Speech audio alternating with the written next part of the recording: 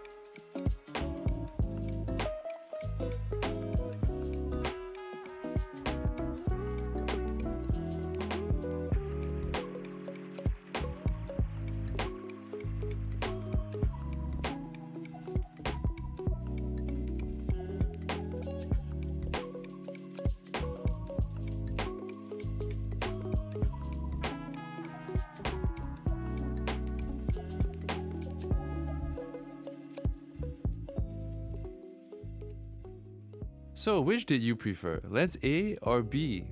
What differences did you notice? And which did you think was the F1.0 and the F1.2 reissue?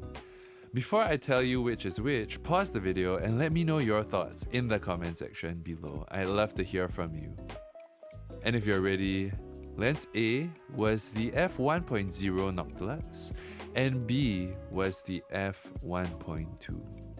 Now these pictures were informally made and they're not meant to be some precise lab test. Not that kind of channel, but they were matched in terms of identical scanning and processing settings. Here are the differences that I noticed between them. First off was the way the background was rendered. The background definitely fell off more with the F1.0, and you can see that in the curtains. And the scribblings on the wall. Next is the difference in contrast.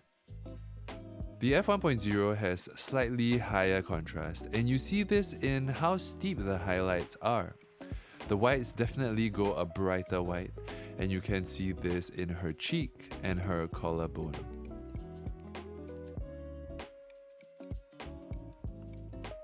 And the shadows on the F1.0 go to a deeper black as well, and you see this especially in her hair.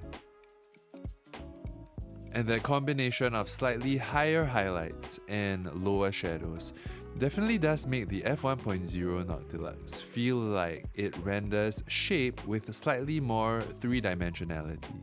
Now, higher contrast isn't a good or bad thing, and it's not like the more contrast, the better. For me personally, I prefer lower contrast lenses for black and white film, and higher contrast lenses for color film.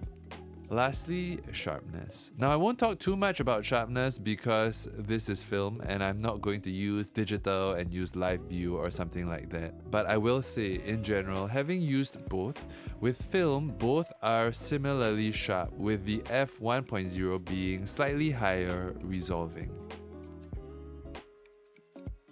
The F1.2 is known to be a softer, more dreamier character type lens, like the 35mm pre-aspherical Summilux, which by the way was my first ever review on YouTube. While the F1.0 is slightly more modern and better technically performing in a sense. Now I will be putting out an in-the-hands comparison between these two lenses on the channel next, where we go over how they feel and the differences in weight and size. So subscribe to stay tuned for that. That's all for today's video. I hope you found that interesting. Let me know any more thoughts you have in the comment section below, and I'll see you in the next video.